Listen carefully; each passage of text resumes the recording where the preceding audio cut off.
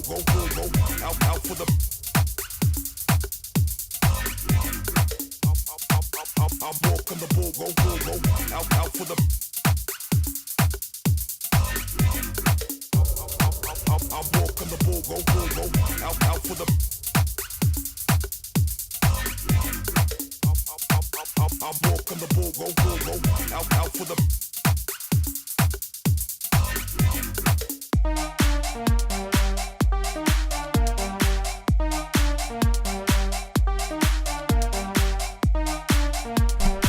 Yo, what up?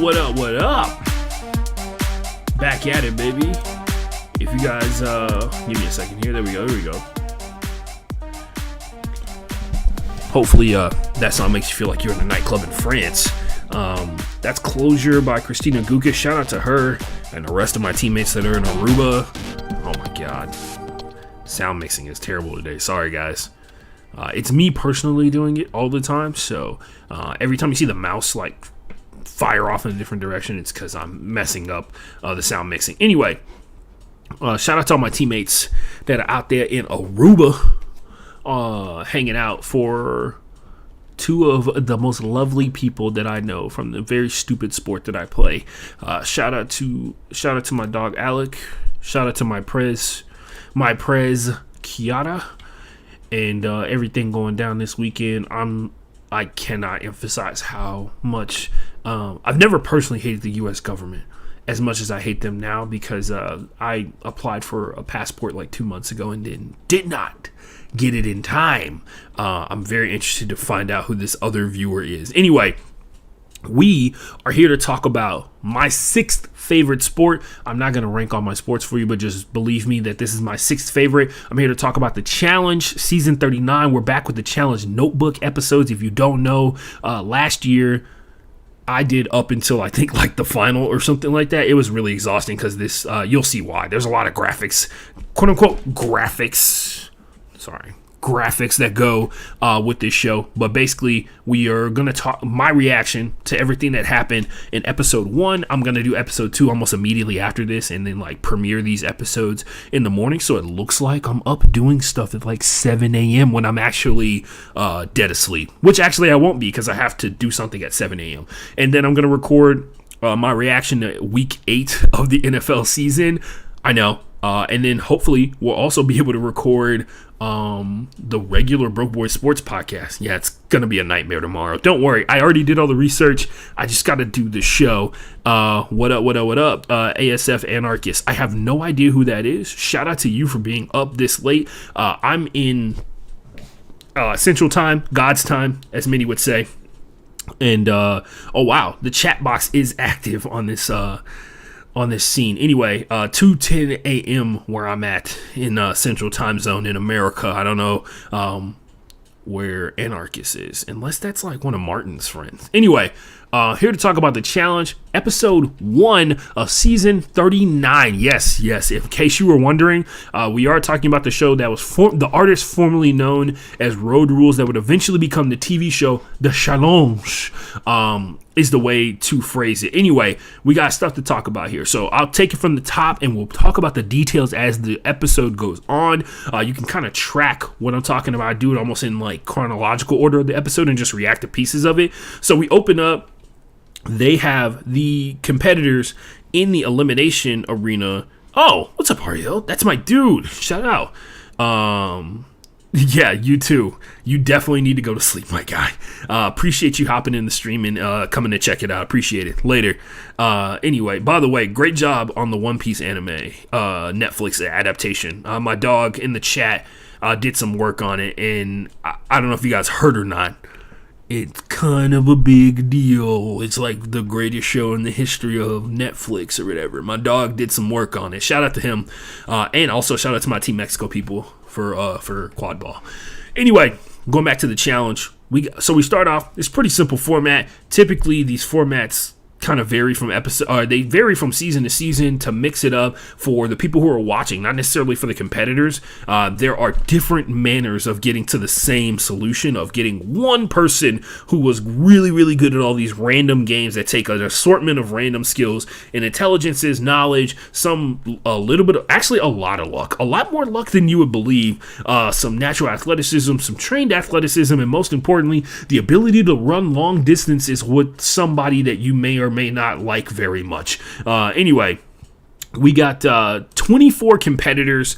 3 stages of the show is what has been told to us by the legendary host, one of the GOATs, TJ Lavin. When they do the game show host, Mount Rushmore, TJ is definitely going to be on it in my book. My girlfriend, by the way, who has spent most of her life being aware that the challenge exists, but up until very recently, like aka when we got together, she was not super into the show, and now her and I typically watch every episode together. Sad to say, when I do the podcast for the main season of the challenge, which is the one that comes on MTV, I do have to watch the episode twice before I go hang out with her, something that she doesn't enjoy. I enjoy seeing her reactions to the stupid shit that happens. But most recently, there's the Challenge USA, which is a CBS show that comes on directly. It's the same exact challenge with different competitors from different CBS reality TV show properties.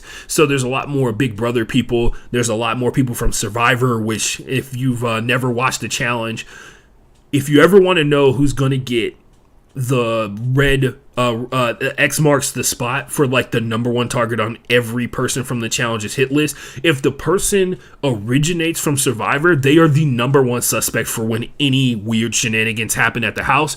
The challenge has made it very clear, like historically, that people from Survivor are the least trustworthy human beings, and we're actually going to talk about a person who's from Survivor that has proven themselves yet again. I think this is her 3rd or 4th season on the challenge. She has proven herself yet again to be one of the most untrustworthy people in this game, who does not ever really have power to wield over people, but for some reason her name is always brought up when people are talking about, I got tricked by this person. I used to fall for their little sheepish act or whatever, because she's got a partner in crime that tends to do a lot of the same things that she does, and they both combine together. By the way, I hope you guys like my new glasses. I do have polarized lenses, and now I don't. So, yeah, I got some of those glasses, the Magnetic Connect glasses, and then the shades are right here. Pretty cool. I know. Anyway, going back to what I was talking about before. Stupid stuff. What was I talking? We'll talk about her a little bit later on. But Survivor is like target number 1 for every person who's ever competed on the challenge and is purely from the challenge. Survivor competitors are the number 1 challengers. I think there's a little bit of intimidation because Survivor is so similar to the challenge in terms of like the skill set that it takes to be successful. The Survivor stuff is just on a much larger scale because of how big CBS is and how much money they invest in it, right? Survivor has a way bigger fan base as well too. But if there was ever like a direct, like the challenge is the alternate universe Survivor show, except they're in the same universe, if that's one way to phrase it for you. What else was I gonna say?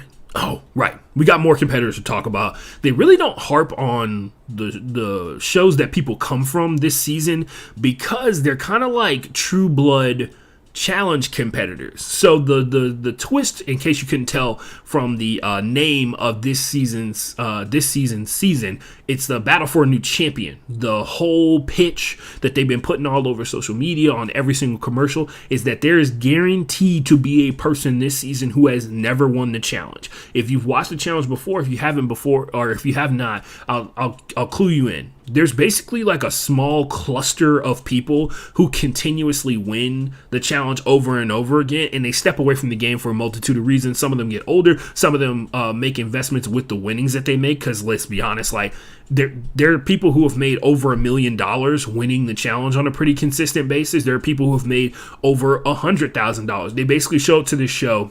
They go to this show. It's like 2 or 3 months or whatever, and you can leave with a year or 2 or 3 years, depending on who you are as a person, of salary. Like some of these international people are from like non-EU countries. Like there's a lady Burma who is from Germany, but she is Turkish, and I don't know how much $100,000 translates to in Turkish money or whatever, but I feel like it's a lot more than $100,000 US, right? They're giving out life-changing money, and they have been for like the last like 30 years or last 20 years or whatever.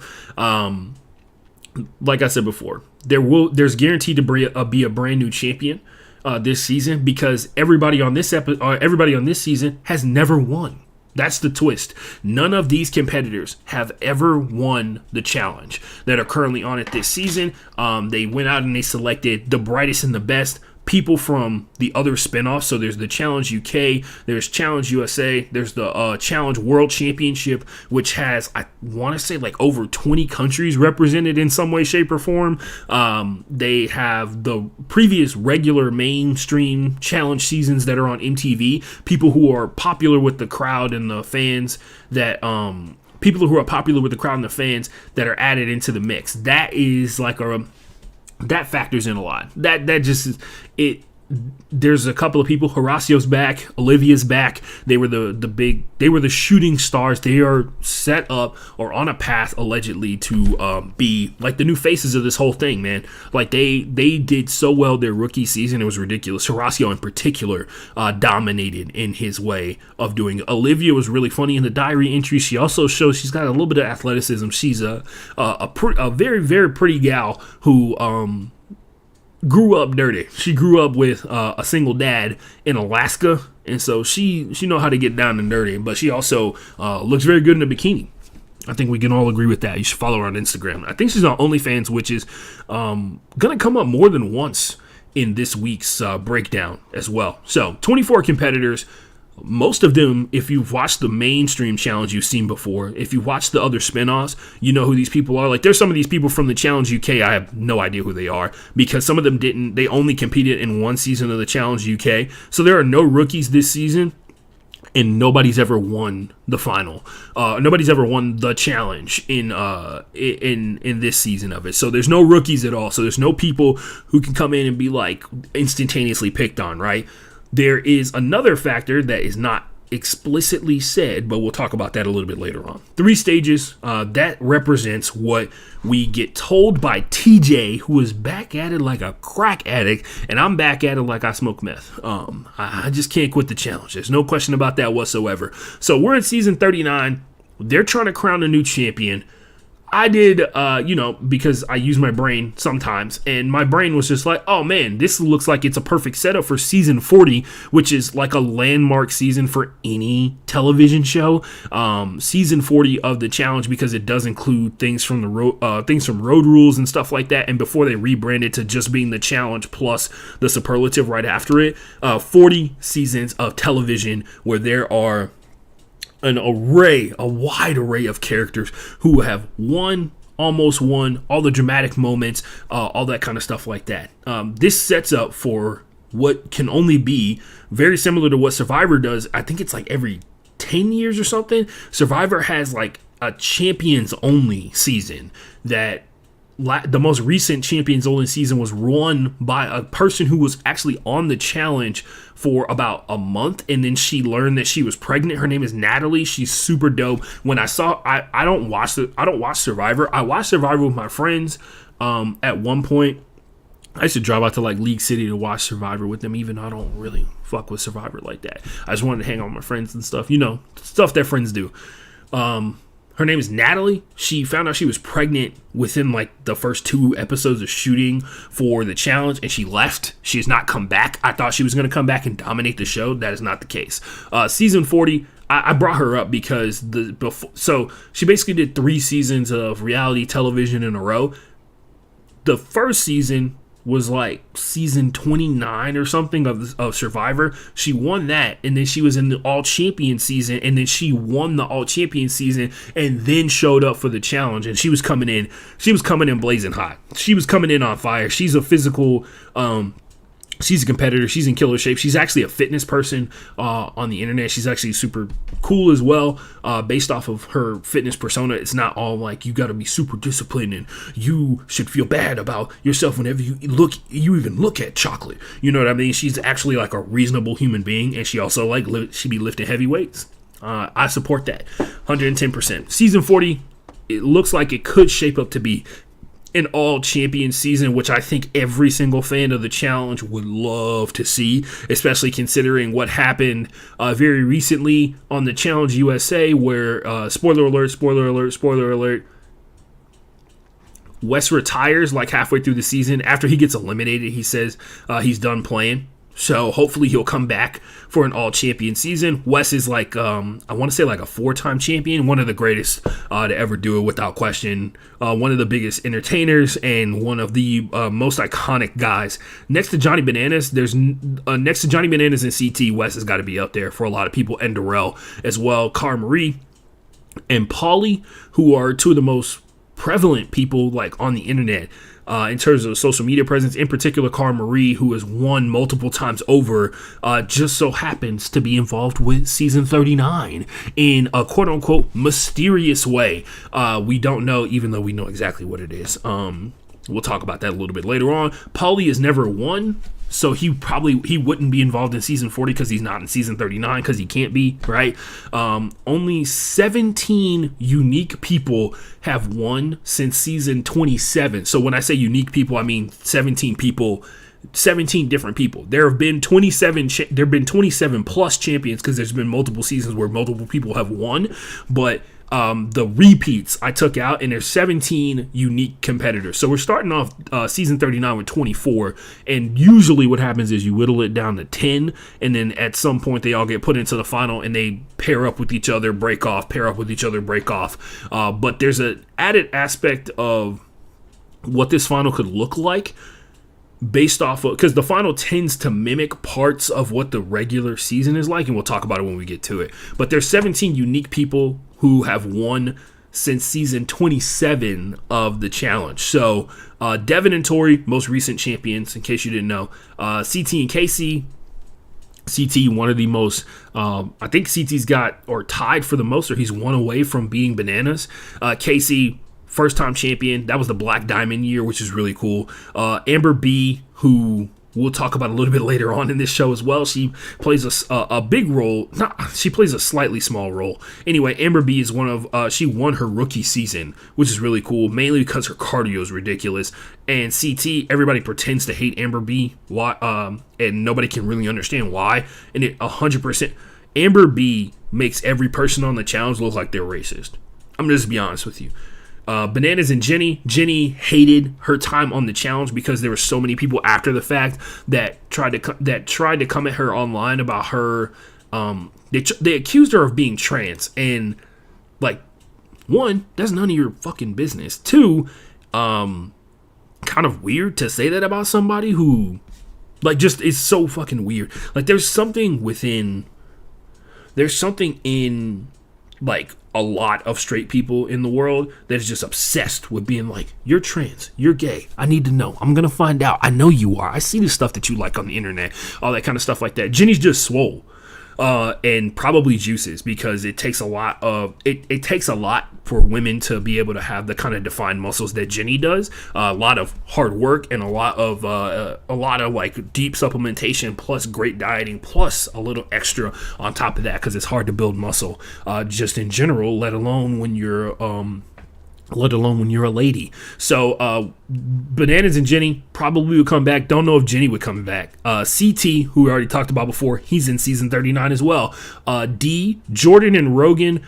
Rogan will probably come back. Jordan will probably come back. D has been, as far as we know, blacklisted because of some very weird comments. So she basically made the "my best friend is black" comment during 2020 on the internet. She talked about how she can't be racist because she lost her virginity to a black dude, which is really fucking weird. And I'm assuming there's some other stuff that happened that I just don't know about. I saw that on Twitter and I thought it was just really weird.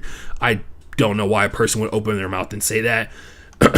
Turbo was on a recent season. He was the first person eliminated because he was so fucking annoying to everybody. They literally put him in a challenge where the crowd could feed. This was actually, I remember this. Turbo and his girlfriend came on last season. They were the first people eliminated because Turbo was going around and trying to intimidate people like it was the challenge from a couple years ago. Nani tried to help him. He told Nani to go away. And as we all know, Turbo is actually, believe it or not, quite a sensitive guy. And so when he heard people talking about putting him into a challenge and eliminating him and stuff like that, it really hurt his feelings because he didn't feel like he'd really done anything. But he goes into elimination with his girlfriend up against the star, who would eventually become the superstars of the season, Horacio and Olivia. They eliminate both of them because they're playing like that game where you like it's a tile placing game, but basically they're like symbols underneath every panel. You can flip the panel over, and then you go over and you flip over another panel. If they match, they stay flipped up, and if they don't, you have to flip them back over. It's the memorization game that they give to like little kids, but you have to run back and forth from a really long distance to get information. So it was really easy. The crowd helped out Horacio and Olivia win that one. They didn't help Turbo. Turbo lost. Turbo and his girlfriend lost. They left the show. Turbo looked like a dick because he was kind of mean to his girlfriend as well. He like had a moment where he told her like, come, we leave now. And she gets up from her table and leaves out during like one of the interrogations where they're like trying to be like, hey, what's a reason we shouldn't put you into elimination? And Turbo was like, I'm not going to beg you not to put me into elimination. Anyway, Turbo will probably come back, especially if they pay him enough money. So Ashley has won multiple times over. Don't know how Ashley feels about coming back. Hunter, who I think is blacklisted for another reason, he's also like, look, man, when Hunter's on the show, he comes off like super misogynistic. And let's be real. The season that he won with Ashley carried him. She actually won the season in terms of time overall because of how well she did during the actual checkpoints. While Hunter was like running in front of her or whatever, Ashley cut down their time so significantly as a team that they were able to win. Cara Marie won by herself. Camilla, we know Camilla's not coming back. If you don't know, Camilla, the Camillanator is her nickname. It's her alter ego when she gets drunk. She got drunk, went on a racist tirade towards Leroy, one of the most beloved people in all of the challenge, who also lives here in Houston. I know, I follow him and him and his wife Cam, Cam is, man, I wish Cam would come back, but she's pregnant again. Cam is one of the most dominant and funny characters in the history of the show. She is like, if there was ever a person you could say is a ringleader, Cam is a ringleader of all the ladies. And when she wants something, she's just like, yeah, I'm not really trying to hear any of your bullshit. She makes it happen. They both live here in Houston, and I don't want to be weird, but I do need a haircut, and Leroy owns a barber shop where he is a barber, and I would love to get my hair cut by Leroy and not be weird about it, you know what I mean? But I know that I would be weird about it. Anyway, Jordan is lit. Jordan's back.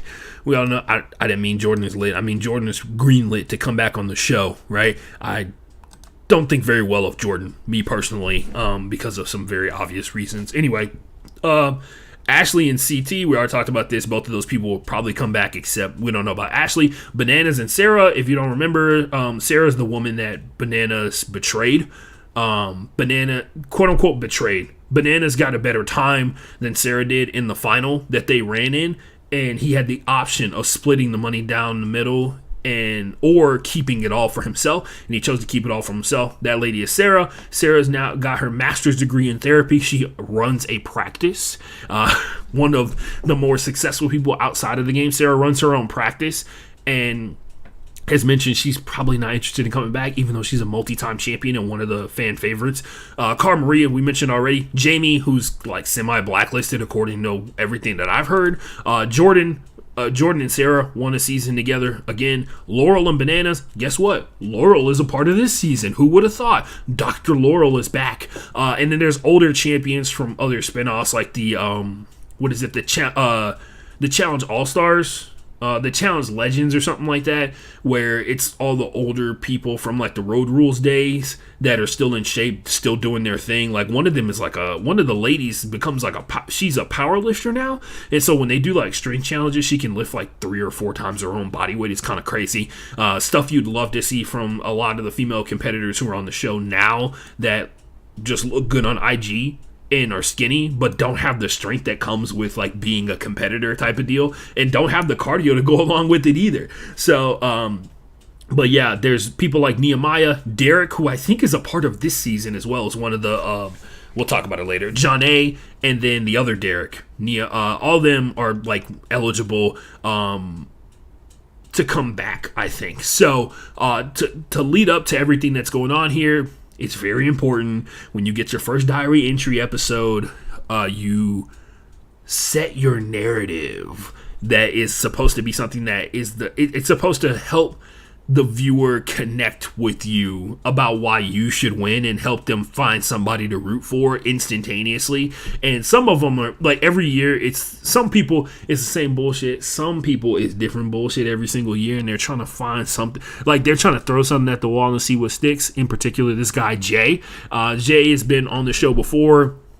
He has been one of the whipping boys. If you don't know what that is, essentially it's the person that they had him in elimination. They said his name, he gets eliminated, and they just keep saying his name until he gets eliminated. He went up against CT in like a strength-based challenge or something like that one time, and he went up against Leroy in a strength-based challenge. And then the messed up part was he got put into elimination like a couple seasons later, and it was the same elimination that he lost on in his first season ever. And it's basically you're both hanging from 2 poles suspended in the air with like harnesses on and stuff like that, and there's a glass wall, and your objective is to get your opponent to fall off of the bar by like kicking the glass wall into them. Is to avoid like the lawsuits that would come with like launching yourself or like having people figure out how to launch themselves into other human beings and take them down type shit. Anyway, Jay's been eliminated on that. He's been concussed out of a competition. He went up against Jordan in a full balls in the put the ball in the hole game, whatever it's called, and he tackles him and he just concusses him, and they don't let him continue to compete. He's been caught being a dick for when he wins a single daily challenge, and multiple alliances flip up against him, all that kind of shit like that. This season, he wants you to know that he has a Latin mother, and he has a tough time controlling his temper because he was raised by a Latin woman. Interesting. Big T, Big T's probably one of the worst competitors in the history of the challenge. And if you ever watched the season with Big T, you know exactly why. She does not train. She does not work out. And she's like pretty boisterous about it. Her selling point, and this is deceptive if you don't know the history of the challenge, her selling point for people to check out her, to root for her, I almost made it to the final twice, and she's super political. So this translates to, and this is what actually happened, Big T has almost made it to the final twice because she has been carried, which, if you don't know, there's 2 different ways you can perceive the word carried in reality TV. That means the people who are actually in control of the votes, right? Like who know numbers, who are fighting in alliances. Like Big T's never in like a real alliance or like in a point where her opinion matters in an alliance. What Big T is that she is fodder for elimination. So the time period that Big T played, you had to go into elimination, win, and come out on the other side of it to be eligible to compete in the final.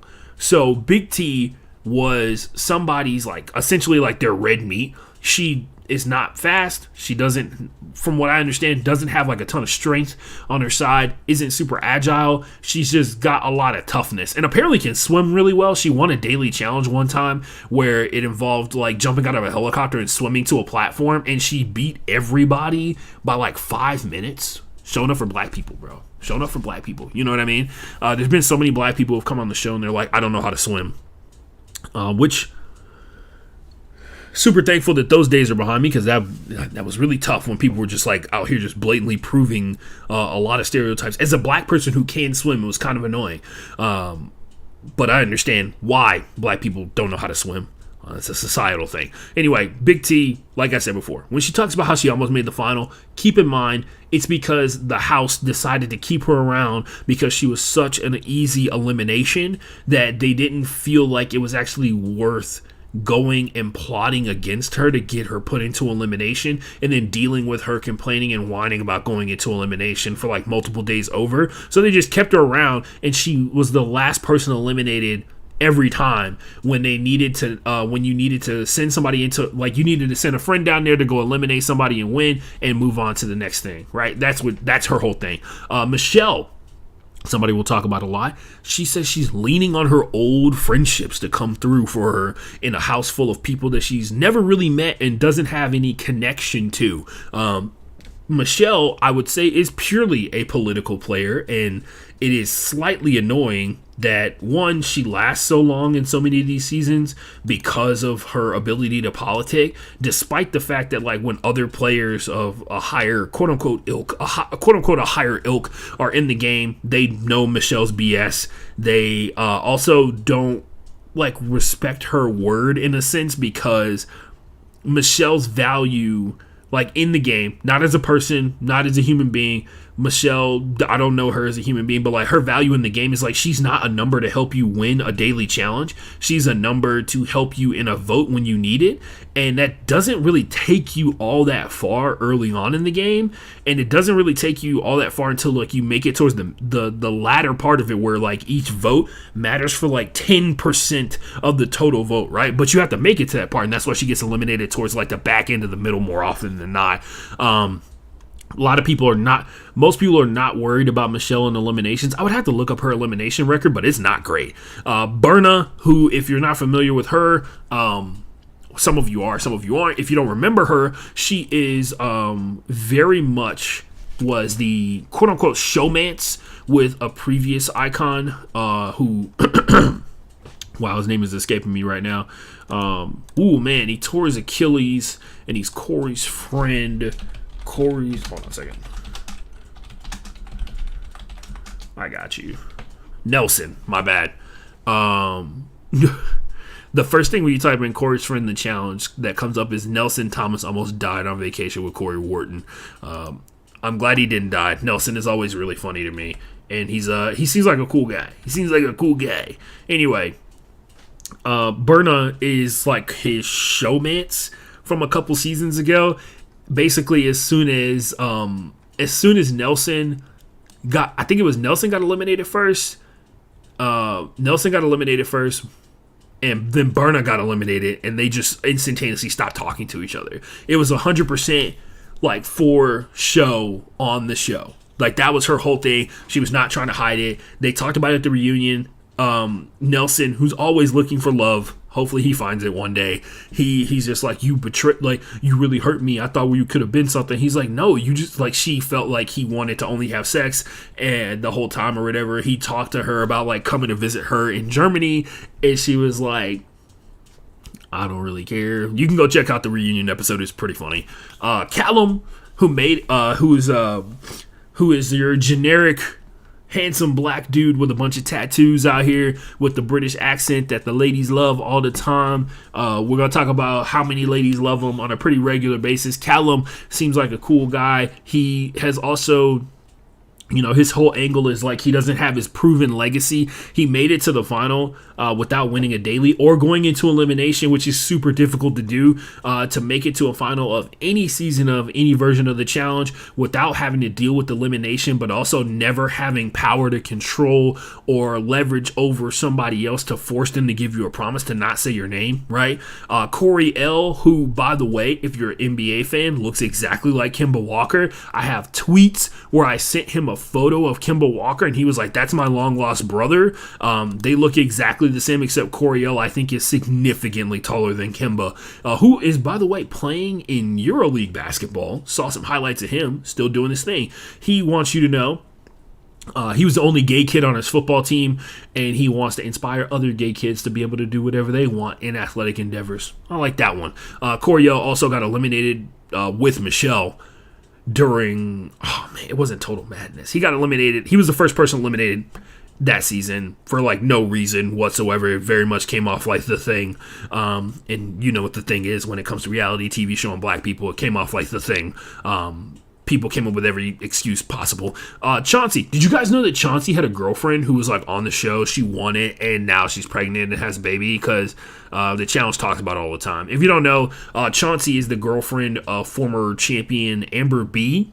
I think she's just Amber because the other Amber, she outlasted her, so she's just Amber. But Amber has Amber in the challenge universe is a controversial figure because the cast of most seasons she's been on makes it seem like Amber is like this maniacal, plotting, evil person in the house, and that she's treacherous and can't be trusted. But the fact of the matter is like they like, if for instance, Amber B was on Big Brother, and she came in like 4th place or some shit like that. Amber B was on Big Brother, and she was on seasons that were close to Fessy and Casey's season, and they have an alliance. They have a regular alliance every season that they're on with the other Big Brother players, and they made an effort to keep Amber B out of that alliance under any circumstances. And the hilarious part is the season where they made every effort possible to keep Amber B out of the alliance is the season that Amber B won and that Casey tore her knee up on and Fessy gave up on the final end. And Amber B ran towards the championship without the help of the people from her reality TV show as an alliance. She's one of the few people who was able to make it win the final without having an alliance, vast majority of the show. And ever since that moment has happened, they're just like, I don't trust them. They're like, I don't trust Amber B for an assortment of reasons, and nobody ever really has like a good reason why they don't trust Amber B. They can never point to like one distinct moment or example. They're like, she's always like being two-faced. She's always saying one thing and then doing another. But then production typically does a good job of being like, hey, this person said this yesterday to somebody out in the open, or like in the girls' bathroom, or on the patio, or in the pool. They said this to another person, and this is what this person is referring to. They never have the audio clips that these guys and gals are talking about in the challenge house where Amber lies to them to their face. They never have it. But there always some reason that like Amber can't be trustworthy, and it usually comes right around the time that they don't know who to send into elimination, and it comes off like The Thing all the time. And it seems to be one of those things where like only black people see it. Everybody else, like, they're like, oh man, like, I mean, they must have a reason for saying it. They say this about other people, and I'm like, well, when they say it about other people on the show, they actually display why nobody trusts them. Don't know why they won't do that for Ashley, or why they won't do it for Amber, but she's been on the show for like multiple seasons, and they still have yet to show this evidence of how she's a conniving, lying person. They even tried to do like this they did a mock supervillain setup of her where they showed her kind of, because Amber's always smiling into the camera, and apparently that's masking. She's recently come out and talked about during one of the reunions that she's on the spectrum in some way, shape, or form, and her smile is masking, and a lot of her interactions with other people is her masking to mimic other things that she thinks people want in terms of facial expressions. And a lot of people talk about like her facial expressions like make them uneasy, and I think I don't know. Amber's just seems like a happy person, and maybe she's not. She's who knows, man. Anyway, she's had a kid. Her boyfriend is Chauncey. He came on one season. He got outsmarted by Jordan in elimination. If you don't know, Jordan has won like 1,000,000,001 times in the history of the challenge. He's one of the best ever. He's got like the craziest elimination record in the game, and Chauncey went up against him and lost. Anyway, Chauncey's back. I found out in the research for this episode, for episode 2, that he actually, Amber had the baby, and then 2 days later, Chauncey left to come be on the show. So we'll talk about that later. Zara, who is from the Challenge UK and was in Challenge World Champion, the World Championship Season 2, she says she wants to start a gym. Have we heard that before? Have we heard a person that was on the challenge that says, like, I'm going to use the money to start a gym? Never heard that one before. Never heard that one. If you're new to the challenge, there's like 50 billion people that come on the show and they're like, I'm really into fitness and I want to start my own gym. So the challengers sleep in the elimination arena. TJ wakes them up in the morning and tells them that it's time. In past seasons, when you start off outside of the house, it's typically in a hotel. And then the seasons where you start off outside of the house but you're on camera, it's typically one of those ones where you got to earn your way into the house and they about to eliminate 2 people on the spot. Like, they literally about to be like, you landed yesterday. Your return ticket is today because you came in last place on this elimination. Or sometimes it's like a sign of a redemption house, which thankfully we're past the redemption house era of the challenge as of what we know right now. There's no redemption any stuff like that, even though I guess the partner stuff from last season was kind of like redemption. Like, you didn't get eliminated until your partner got eliminated from the show. Like I said before, there are 3 stages to what TJ is talking about. Finally, we can talk about the 3 stages part. The second bullet point on this one. There's 3 stages according to TJ. Control. He starts off talking about how the prize pot is currently at $300,000. Somehow they usually they announce the amount of money that you can win. He also announces there's only going to be 1 champion this season. Everybody's pumped about that. It's not too often that you get like a pure like challenge champion. Usually you have to do stuff in partnerships and stuff.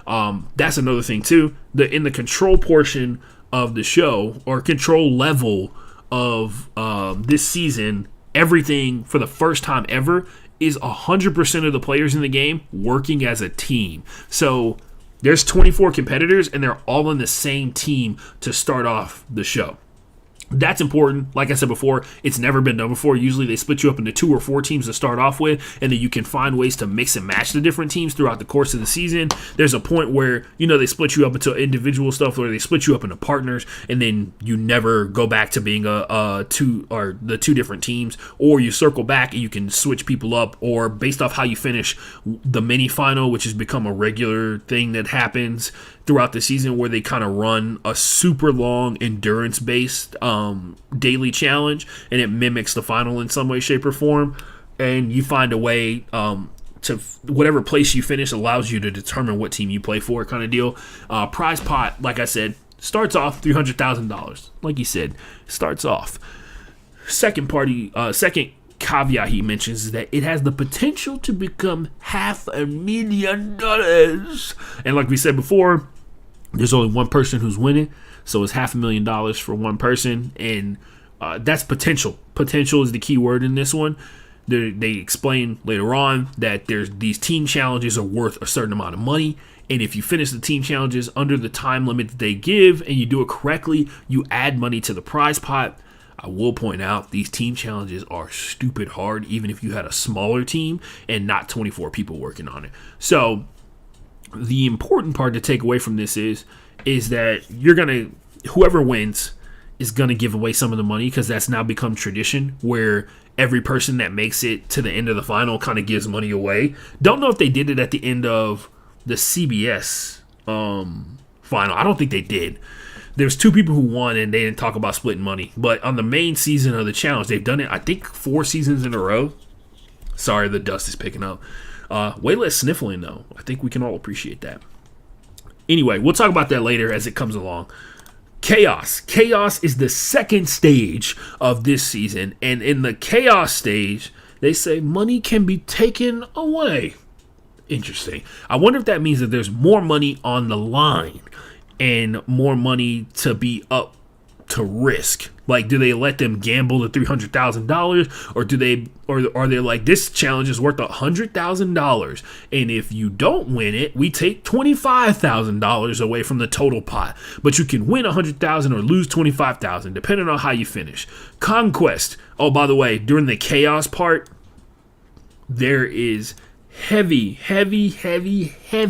foreshadowing to this is when the former champions enter the field of play. So the pitch this whole time has been, there's going to be a brand new champion crowned, and if you want to be the best, you got to beat the best. And then they cut to scenes of CT, Laurel, I want to say it's Derek. There's a guy with a shaved head and a ponytail, and I think that's Derek, who's like super tough to beat.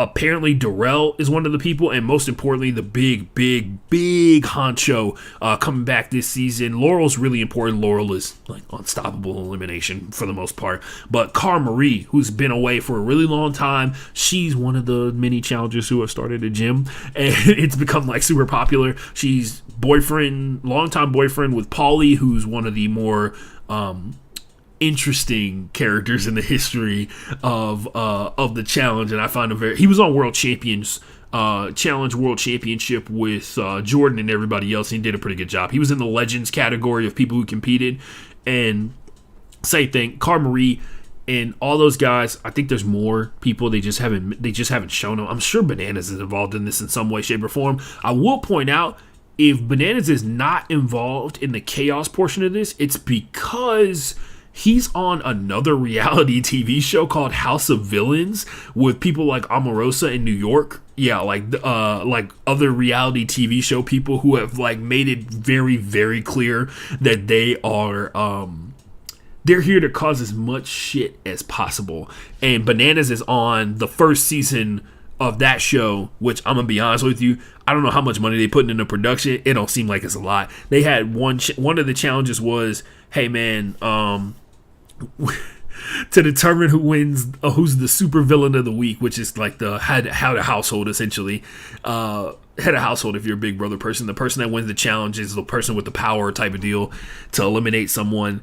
And they had him go to like a drop. Had him go to a parking lot, and they put out some traffic cones, and they're like, you have all the people who are up for elimination can pick a person to be their co-pilot, and the driver is going to be blindfolded. The co-pilot is going to direct you, and whoever finishes with the fastest time through the course, the correct number of gates at the right amount of time, you win supervillain whatever of the week kind of deal. It did not come off like they had a lot of money wrapped up in this show.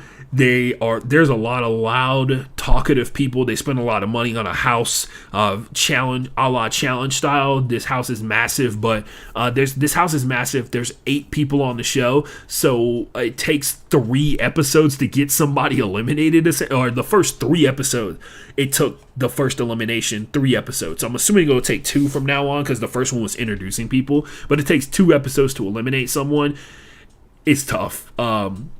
It's actually not bad reality television, because the people who are on it understand how to play the game. They understand very well what production needs. They understand the lines that people want to hear. They know how to play up the challenges to make it seem like they're more difficult than they actually are. They're very much professional wrestler esque in the sense of like they know how to sell things to make it look even better. So they raise the production value. Like if you spend $5, they can make it look like you spent $100 in that kind of deal. And that's hard to come by. Like there's so many people who come onto the challenge who don't get how the game is played in terms of like entertainment value, how to be entertaining, how to endear yourself to the fans, and they just never get invited back. Whereas this House of Villains thing is some of the most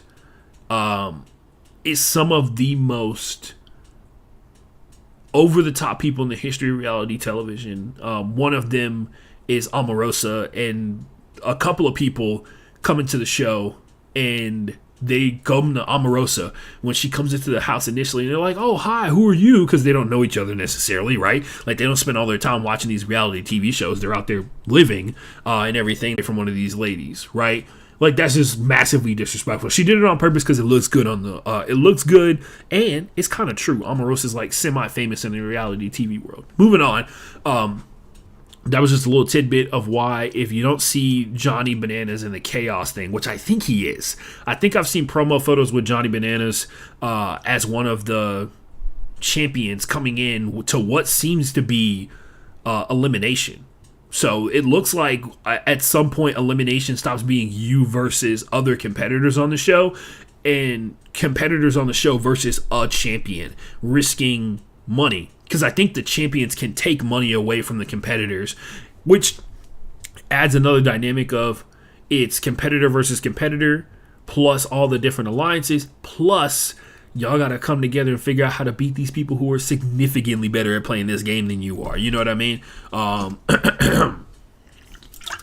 Take a little drink from my unnamed, unmarked energy drink. The third part is called Conquest. And apparently, according to TJ, you can earn more money. And this seems like the individual portion of the show. So Chaos may be things get split, and this could be flipped around. I haven't looked ahead on any of this stuff. I like to watch the show as it comes out. Chaos could be either teams are randomly selected, and all these people that you thought you were in an alliance with, you're on opposite teams of, which actually is significantly worse for people, because if you have an alliance of 6 people and there's 2 teams, so team 1 and team 2, if 3 people end up on team 1 and 3 people end up on team 2, they literally will. There's times where like alliances will come together. They'll throw challenges on purpose so that one team can come together and win it. And you have to be able to predict when one of these alliances is going to throw this challenge, so you know who to like put up for vote, because there comes a point where sometimes these alliances come together, and if everybody has a say on who goes into elimination, their alliance members are going to make sure that all 6 of their votes go towards one person, and then all it takes is 1 or 2 other people to vote for that person. Which, of course, there's always a coward or 2 in the house that only goes with the way that the majority of the house goes, because they don't want to be stuck out on an island by themselves and vote for somebody who doesn't even go into elimination with the potential to leave. They swing their weight around, and they control who gets eliminated because they're on opposing teams, right? They control who goes into elimination. They get rid of people who are in an alliance on their own team or on the opposing team, all that kind of stuff like that. You'd actually be better off if your alliance members were, it would be better off if an entire alliance was all on one team, because then they can only influence what happens on that team, as opposed to if they're split up, they now have influence over both teams. Or if there's 4 teams, they want like 2 people in each team, especially if it's like a team of 8. 2 people goes a long way. 2 out of 8 may not sound like a lot, but when it comes to like swinging votes, it means much more. It's halfway to 50%, right?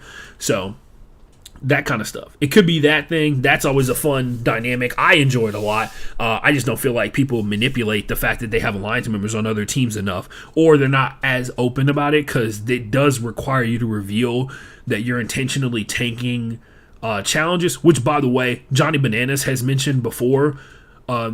He's gotten to the point now where he does almost everything in his power to make sure his alliance members or somebody who wants to work with him ends up winning, because he understands the bullseye that winning puts on you, right? Johnny will come into a season, he'll lose the first like 4 challenges, and then when he feels like there's like a lot of power that's on the line or something like that, that's when he turns it on. That's the mindset of a champion, right? Especially for a guy who's been on like half the seasons of the challenge. Almost every person that comes onto the show knows exactly who you are, or they know somebody who knows who you are. And so that recognition already puts a big target on your back, because they're like, man, this guy's here because he's really good at this game. I got to get him out, right? He needs to give you a reason to not pay attention to him. But yeah, the chaos portion, the only thing we know is that money can be taken away, and it will be the part that involves the former champions. And I don't know to what extent. I thought they were going to be brought in to be the competition for every single elimination. Now it still could be American Gladiator style, where there's still 2 people who go into elimination and the champions get to influence the game as it's being played. That would be kind of wild. Because they don't know very many of these people, but some of them do have connections to each other. Conquest, which is the final stage of the game. Obviously, it either ends with or leads into the final. Conquest, you can earn more money, and like I said before, it comes off like it's the individual portion of the game, which is vastly important in determining at some point there is going to be one person that's standing on obligatory mountaintop, because it's always the top of a mountain now. No matter what, it's always the top of a mountain. Obligatory mountaintop with TJ Lavin. There's always going to be somebody somewhere standing on a mountain who has been told that they are now the challenge champion of season 39. And that's important to know. That's important to know. Now, let's move on to the daily challenge for this episode. The daily is called Hold Control. I'm assuming production did that on purpose. I hope so. Anyway, this is actually a wild-ass challenge. If you have not watched the episode, or if you have watched the episode, I'll try and keep this short and concise. There's a platform that's being suspended in the air over a semi-open ocean part of whatever ocean. I forget where they're at. They're in Croatia this year. Semi-open water part. Like the land is like a half a mile away from where the competitors are swimming. So it's out there enough that this counts as open water. The tide is affecting the way that people are swimming. The platform is suspended above them, and at the center of the platform there's a little tube, and on the side of the platform there's two ropes.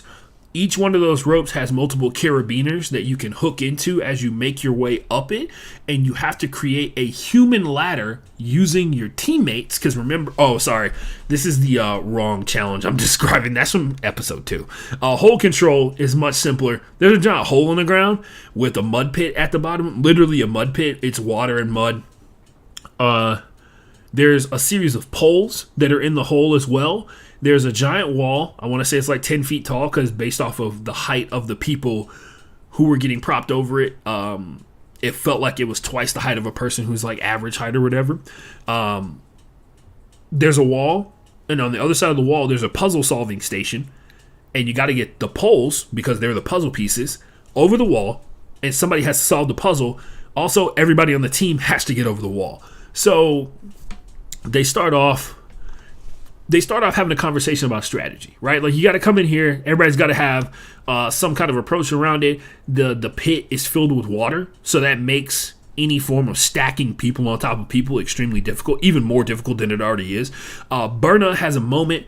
Berna, who we've mentioned already before, who had the quick love affair with Nelson that ended immediately after her leaving the show, has shown almost immediately shows what one of the biggest flaws of dealing with a team of 23 other people who you don't really know all that well. Like, you can know like 5 or 4 of these people or whatever, but there's nobody who knows all 23 of these people and how they work or what they do or how they operate as an individual. She tries to talk, they just ignore her, because everybody else is yelling so loud that you can't tell who's talking, right? She goes into the diary entry. She's like, all the men are focusing on the things that the men can do. They're not focusing on the things that the women can do. Even though this issue is like relatively simple, trying to figure out how to like lift people over a wall. There's billions and billions. Like, the technique is simple. There's people who are like, there's a guy who's Kyron, who's ex-military, who ex-British military or ex-UK military, and he knows how to get over the wall, right? It's pretty simple. It's you stand up, lean up against the wall, you become like a step for your teammates. You not pole vault them, but you propel them over your shoulders. They get to the top of it. You send a tall person over the top who has the longest arms to be able to pull up a person one at a time, and then they get up there. They take the poles with them. They take the poles over to the solving station. That's not hard. You know what's hard? Dealing with a bunch of motherfuckers who think they know everything, which is exactly what you got on the challenge. So, as you would expect, it goes completely sideways. Now, that brings us into the challenge. So this is the part of the show where we talk about what the actual issue is with the daily challenge that makes it difficult, right? So number one, the people, the moisture and the people, right? The people, multiple competitors who are everybody is unwilling to not be the star. Everybody wants to be Michael Jordan when you really need a bunch of Scottie Pippens, bro. Everybody wants to be Messi when you need a bunch of Neymars. I'm kidding. Do not be Neymar. unless you're Neymar. Everybody wants to be Batman, and we need a bunch of Robins, bro. They need a bunch of people who are willing to help, who are not trying to like talk over other people, who are not trying to present like complicated ideas. The only complicated part of this challenge is like figuring out mixing, matching heights, right? Like there are some people, James, who I think is like 6'5" or something. Like they got people who are like 6'5", 6'4", 6'3". Those people need to be prioritized to be able to hold people up over their shoulders, because if you can get on the shoulders of a person who's 6'5", you can basically reach the top of this fucking wall without having to have somebody pull you over the top, and you can help yourself over. Now, obviously, the difficult part is the last two people, and we'll talk about what happens on that. The competitors were unwilling to go over the wall one at a time, and that was one of the bigger problems. Like there was a bunch of people who were trying to clamor to be put on somebody else's shoulder and get over the top, when it could have just been in a semi-orderly line, and they could have been focusing on getting the fucking poles over the wall while they're waiting on somebody else to get pulled over the wall, right? The second biggest factor, without question, the moisture. The mud increased the difficulty of this challenge tenfold. It's halfway up your calf type mud, right? So your socks are soaked, your shoes are soaked, and you're trying to figure out how somebody can gain stability. You're also trying to figure out how to get traction on a wall that is also covered with mud from all the other people who have been climbing on it. And you're trying to figure out how to get traction and get over it, all that kind of stuff like that. What it really comes down to is like you got to use a collective group of strength to just pick that person up. And luckily for them, it's the challenge. They got plenty of people who can deadlift a lot of weight, right? It's just about waiting. They have 10 minutes to figure out how to do this challenge. They got 24 people. 10 minutes. 24 people, 10 minutes. Get the poles over. The puzzle, by the way, Michelle seemingly had it organized at the beginning of this one. When they get to the puzzle station, by the way, they split it up. Guys get everybody over. Basically their plan is the guys get all the gals over immediately. They go and solve the puzzle while they're transferring over all the poles. They get tossed up over the wall, and then the guys focus on getting the other guys over the wall, because it takes a lot of strength. They want to rely on people's strength and skill sets and stuff like that, which Burno was talking about they should do, which they did do in this challenge. The guys who are really strong and can lift a lot of weight lifted all the heavy weight, which is the other dudes, and the ladies got over first. They got all the time in the world to go over there and try and figure it out. As more people get over the wall, the commotion, if you will, gets a lot louder by the puzzle solving station. And when I say that, I mean it turns into like a complete shit show based off the camera angles and stuff like that. They're just like yelling back and forth. People are taking out puzzle pieces that are in the right place and putting them in the wrong place, according to Michelle, which you can only take with like a grain of salt, right? The puzzle is these poles have a portion of the challenge logo written on it. It just says the challenge in a giant black square, and the is the top left corner of this rectangle, and the challenge is spelled out on it, which is easy enough for you to be able to see. But in actuality, when it's on it's on a small part of a pole, like a metal pole, it doesn't click with your head instantaneously, but it does click from your shell. Now, it's about getting them in the right order to be able to finish the challenge. All the guys get over. There's a super dramatic moment where, like, Callum is on the hips or, like, got his arms wrapped around the waist of Jay. Jay is covered in mud, so it's really difficult for them to get a grip on him. They pull him up by his elbow pads, and the guys get over. They run over to the puzzle station, and it's, like, out of the frying pan and into the fryer, because the ladies are just yelling and screaming and moving stuff everywhere. Nobody's working together. Nobody wants to work together. Everybody's trying to be the hero in the situation. And then before you know it, time is expired. What do you know?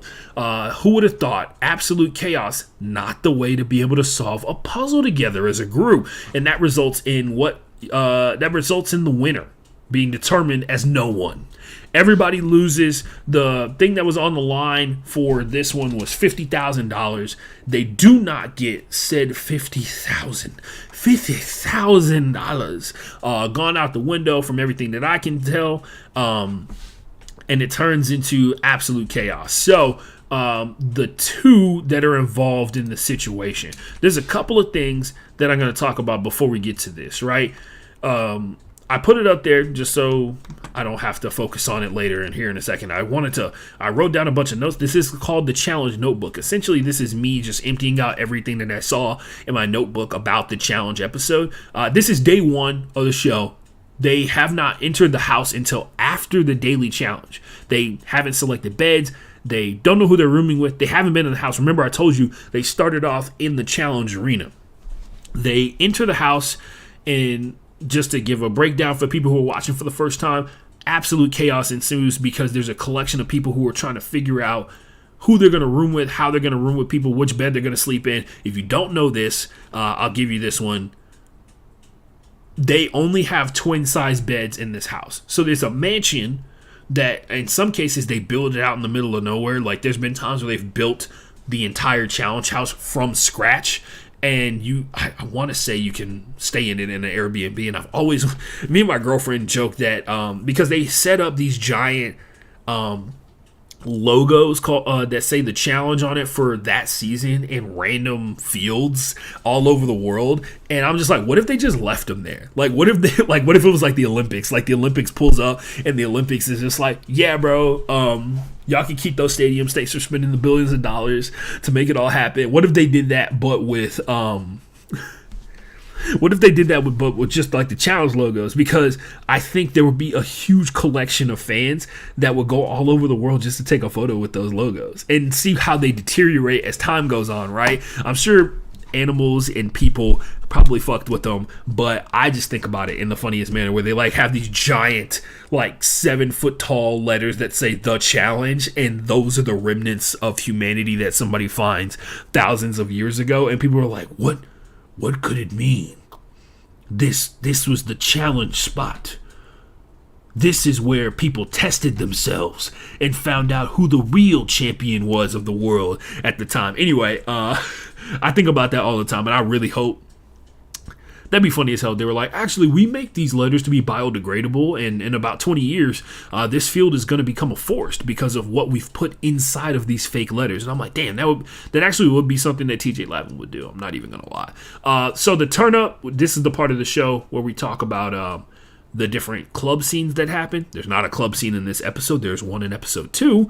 But in the turn up portion of it, it is people selecting their beds and who they're going to room with, which is very important because you want to room with people that you're essentially aligned with, or people that you want to be aligned with, or people that you just like in general to stay with. There's been times where on the show where people have avoided eliminating someone simply because they are roommates with them, or putting them up for elimination because they're roommates with them. Typically what happens is like you vote on elimination, and then either like 1 or 2 days passes and you got to spend 2 days dealing with the person that you put up for elimination sleeping right next to you, somebody that you're actually probably cool with. Most people actually like the people that they end up rooming with, and they learn a lot about them, they get close to them, but when it comes time to eliminate people in the game, they have a tough time.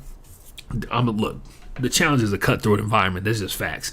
If you watch it long enough, you'll find some stuff that you dislike about every single competitor, and that's what I actually like about the show very much. Eventually, everybody's got to get their hands dirty. Ain't nobody cruising to the finish. Not at all. At some point, you got to kill somebody else's dream. I like that part. Burn Up pops up again as people are going around picking rooms. She thinks she's really cool with Michelle. Go figure. There's like 50 people who think they're best friends with Michelle, and it's happened almost every single season that Michelle has been on. There's a person who thinks they're really, really close with Michelle, and Michelle wants nothing to do with them. It's because there's a part of Michelle that I think a lot of us assume exists, where she kind of puts on a friendly face and puts on a front. People want to be friends with Michelle. I'm sure she seems like she's a lot of fun. She seems like she's a nice gal. She seems like she's really in touch with her emotions, which helps a lot of people be able to kind of feel comfortable around her.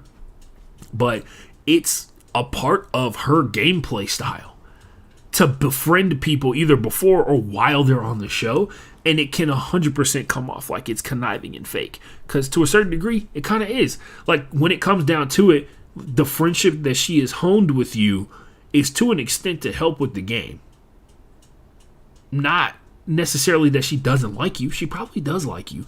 She doesn't like you enough to save you from elimination. She just doesn't like you enough to speak up for you during deliberation. it's cool. You know what I mean? Like she's a person. She's like an acquaintance, and she wants you to think that you're friends. But she wants you to be in that weird gray area, so that when it comes time, something bad happens to you, she's like, "Oh man, I'm so sorry that happened to you," as if she had nothing to do with it. I think we all know a person that's like that. Anyway, Berna pops up again. She wants to room with Michelle. She can't because Michelle's rooming with the other people that she's got an alliance with, because she's always got an alliance with somebody. Like I said before, most of Michelle's game is politics, right? And so she's always got some kind of connection with every single person. And if you are a person that she hears from through the grapevine that ain't doing well, that might be a marked man and or woman, she don't know you. You don't know her, she don't know you. And the plot begins. The gals and the dudes create what is, as far as we know, the first alliance on this show. And it is literally the dudes versus the girls, because they are now in a position where they got to put somebody up for elimination. They got to vote for people to be eliminated, and they got to figure out who is going to be. We gotta piece this together, ladies and gentlemen. You know what I mean? And they don't want to do it the fun way. They want to do it. This is literally like the guys are like, this should be a girls' elimination because the girls didn't finish their half of the bargain. They didn't finish the puzzle. They also, and then the girls are like, well, the guys wouldn't let the ladies talk during the huddle, and then one of the guys cuts off a woman to say that you guys should have taken control of the situation if you really wanted control. A lot of people spend a lot of time saying Big T should go into elimination. They say Berna. They say another young lady by the name of Jessica. They say they want her into elimination. And all while this is going on, people are hanging out. People are talking, their buddy, all this kind of stuff like that. They just spent the day before partying with each other. A bunch of people kiss Huey in the middle of this elimination arena or whatever. All that kind of stuff like that. Callum, like we mentioned before, handsome black dude, bunch of tattoos, British accent, essentially the kryptonite to like 99% of the women on the planet. You know what I mean? It's been fuckboying it up with Michelle. So he has a situation where he has been untruthful, as some would say, about how much of a relationship he has back home with the young lady that we come to find out later, based off production. Don't know if production is being deceptive or not. They tend to do that sometimes. They are calling it they are calling her his girlfriend. At the end of the call that they have, he's talking to her. He's kind of like being angsty about it. I'm sure she notices. She seems like a smart young lady. I'm sure she noticed that her boyfriend's acting very, very strangely. Almost like he's trying to have a call in secret or something, and trying to make sure that nobody hears him talking to this woman who is his girlfriend. He tells her, "Love you, bye, I gotta go." Says "I love you" like multiple times, and then kisses the camera phone. I don't think that's a person that you're in a situationship with, which is what he told Michelle. So it's only a matter of time before that comes out and everything comes from that. Once again, I'd like to reiterate, Michelle rarely ever actually has power in the game, so it doesn't really have any ramifications other than the fact that Michelle could potentially turn every girl in the house against Callum, and he becomes the dude that's on the chopping block. But for the most part, you can dislike somebody and not waste your week of power on trying to get them out of the game, especially if they've not proven themselves to be a threat, which Callum is not. He 100% lied to her about the relationship he has with his girlfriend. He tells her that he loves her at the end of the phone call that he has with her during the diary. They let you talk to people, which is like an important part of maintaining your psychological well-being. In a lot of these cases, being able to talk to the people you care about. There's a lot of people on this show that got kids. There's a lot of people who got wives that are at home with their kids by themselves, and they got to make sure that they're doing all right. Anyway, Callum, when asked about it in his diary entry after the phone call, or at some point after the phone call and talking to Michelle, he says, it's messed up that y'all put me in this house with Michelle. She's like one of one, and blames the casting director, essentially. I would like to point that out. That is the most probably fuckboy thing I've ever heard on the challenge ever. Blaming the casting director for putting Michelle in the house with you, and then on top of that, absolutely shitting on a woman who either thinks she's your girlfriend or you both think you're in a relationship, or y'all both think you're in a relationship with each other, and you are just cheating on your girlfriend, and you just don't want to say it on camera, because as long as you don't say it out loud, it's not a real thing, right? We all know. We've all been there before. But yeah, like how do I say this? How do I say it? Yeah, man, that dude's whack. He's whack as fuck for that. It's all gonna come out. I mean, it's already out, right? I'm assuming at some point he goes home and he has to have a conversation with his girlfriend before he's like, hey, babe, there's gonna be a TV show. It's gonna say a lot of messed up things about me. I just want you to know, it's not true. It's not true. It is. Anyway. Moving on, next factor of the show that weighs in heavy to how everything is going to go from here on out. Deliberation is open. Like, there's very similar to Total Madness. If you're familiar with that season, they lock the entire cast inside of a bomb bunker, essentially, and deck it out to be like the challenge mansion, but they keep them inside of a bunker because it's during 2020. And as long as they're quarantined inside of the bunker, they can't catch COVID, which is true, even though somebody does catch COVID. I think it's somebody on the production team, and it gets into the bunker or whatever. Anyway, deliberation is open. They're in a room, and sometimes there's deliberation, sometimes they're not. Sometimes there's interrogation where you win the challenge, and you and your partner, or you and your team, call people in that you want to put up for elimination to have a conversation with them about like what they can do for you, what promises they want to make, all this kind of stuff like that. And then you decide who you put up for elimination. Deliberation is a challenge staple. Y'all go to a cool looking part of the house. This time it is the lunch area or the dining room area. They stand in a circle. Sit in a circle, and they just rap about what they want to happen. The guys want the girls to put up a girl for elimination. The girls want the guys to put up somebody for elimination. There's the dude Kieran, who is the military background guy who is leading in the strategy to get up and over the wall. That is trying not to take credit for being the person in charge, even though he was the dude that did most of the talking when you saw it on camera.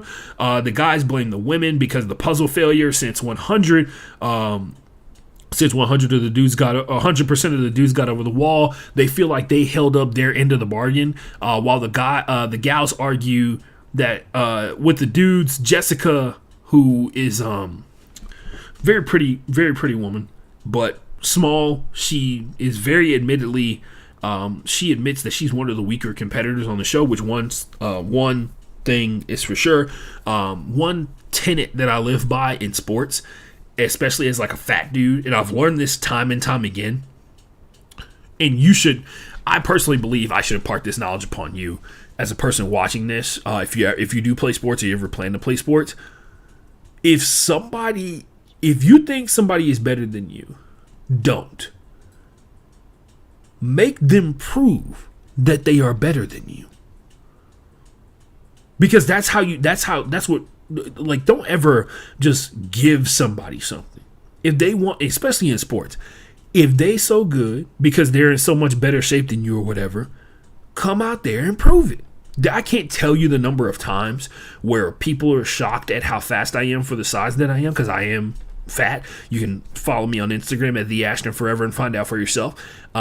Agile, I work on my agility a bunch, and I work on my conditioning and sprinting and stuff like that, and I am above average in some categories when it comes to sports. I'm not going to sit here and try to pretend that I'm some kind of elite athlete, but I can't tell you how many times that there are so many people out there in the world that look the part but can't get it done. But I can get it done because of skill. Skill is really important, and I impart this upon young Jessica. I don't know how old Jessica is. I'm just going to assume she's a young lady. Don't ever, and I get it, this is actually a tactic in the game to play like you are the little lamb in the pasture, and everybody else is the big bad wolf, and they can kill you anytime that they want to. So they shouldn't waste their time trying to swat you immediately. They should save you for a day when when things are getting a little thin out there hunting for big game and stuff like that. But don't ever just tell people that they're better than you. You got to make them prove it. If they so good, it shouldn't be that hard, right? So Jessica interrupts the argument back and forth to say that she doesn't care about the money. She was going to help her mom out and then donate the rest to charity. She is more then which by the way begs the question, like, why are you on this fucking show?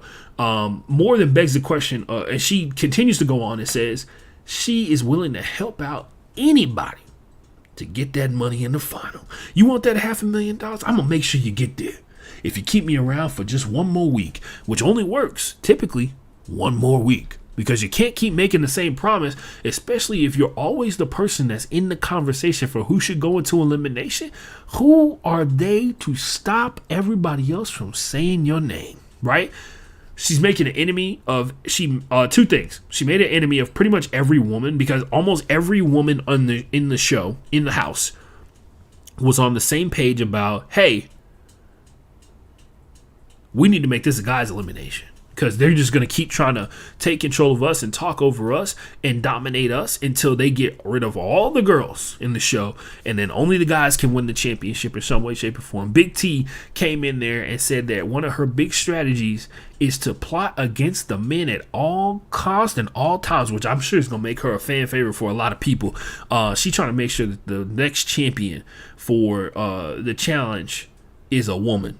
I can respect it. Coming there with a plan that has nothing to do with your own personal success. She said, by any means necessary, the next champion got to be a lady. And I see that. I also, number two on this, is saying this in deliberation a lot, and you tell me in the comments, is it disingenuous when you because there's the option of, before deliberation, you go around to every single person in the house and you tell them, like, hey man, I'm willing to, like, I just want you to know I'm not in an alliance. I'm not trying to be in an alliance. I just want you to know, like, if you help me stay here for another week, I'm gonna do everything in my power to make sure you win, make sure you get to the final. Because when you say it in deliberation in front of everybody else, it's like this generic statement to anybody, which means that it's going to no one specifically. So there's a good chunk of people who are just not going to listen to it, right?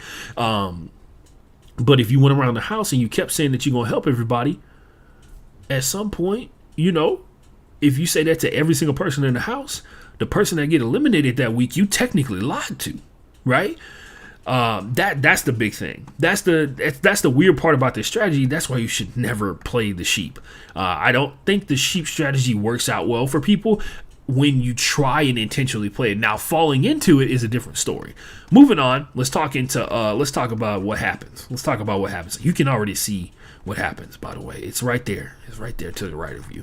Sorry, I have the second episode in here written already so that I can copy and paste it and record it and go to sleep. The elimination. Everyone votes on the arena platform, so there's no lying. There's no deception. You know exactly who voted for who and where they voted for them. It's 24 people on the platform. The person that is everybody's target for elimination gets a vote. So you're probably wondering, oh man, there's 23 people who voted for Jessica and one voted for Big T. That one person who voted for Big T must be Jessica. No, Jessica voted for Jessica.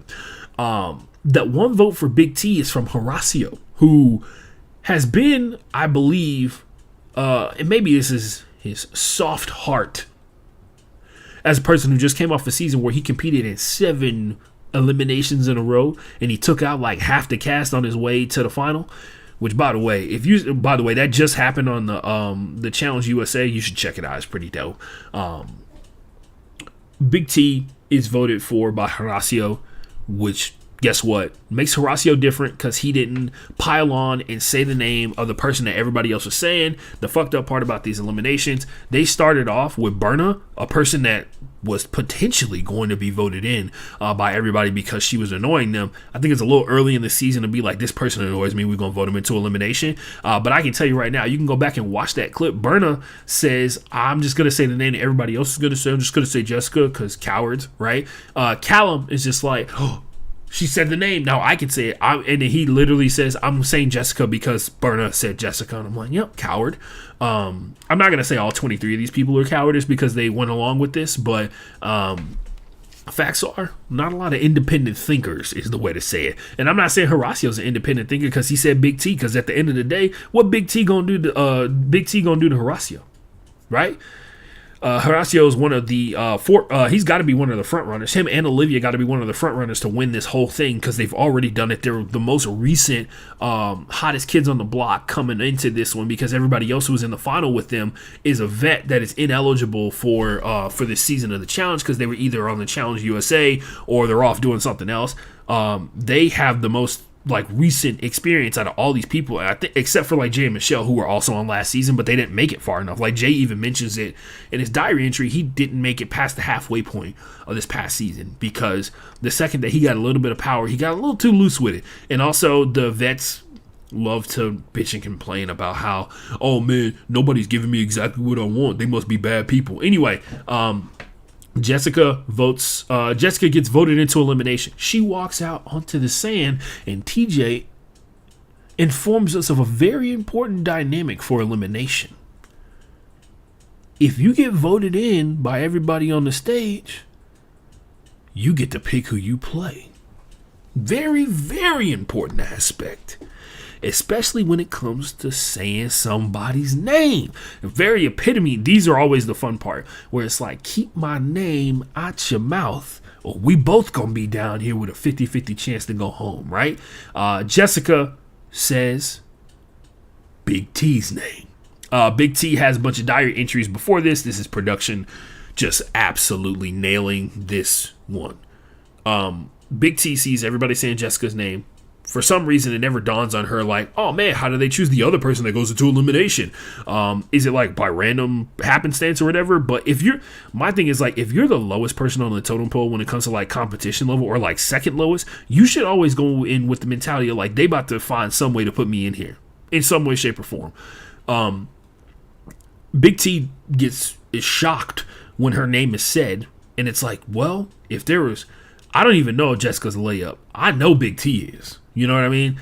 And I say that as she goes on to win this elimination, which is called, is it on this slide? Hold on a second. Let me see. No, it is not. No, it is not. So the elimination that they play is called, I have it on here written down. Oh, man. Sorry, guys. What is it? It's ooh, man. I thought I had it. I guess not. I had it written down. It's called. We're about to move on here, and I'm just gonna explain what the hell happens in the elimination. Oh yeah, here we go. The Big T and Jessica get voted in. I forgot what the name of the elimination is called. It's not written on here. I wrote it for the second episode, but not the first one. Who would have thought? Anyway, they get hoisted up. They get put inside these cubes, if you will. They have open air tops, and then one of the sides of the cube has a railing on it and a metal wall, or like a metal wall. And they're in the bottom of the cube. At the very bottom of it, there's a glass bottom.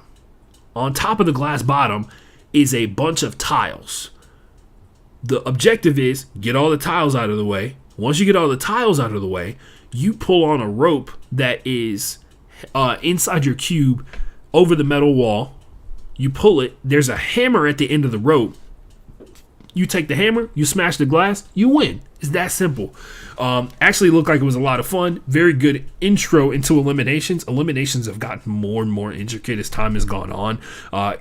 Some of the eliminations in the CBS show are some of the most difficult eliminations I've ever seen in the challenge. And I think it was because the budget was bigger and they got some more people who just love to see people suffer. Like there's one where there's a cable. So if you imagine a cable system attached to like a spool, and the cable is weighted for each person, there's an elimination where you have to take these like ball pit balls, balance them.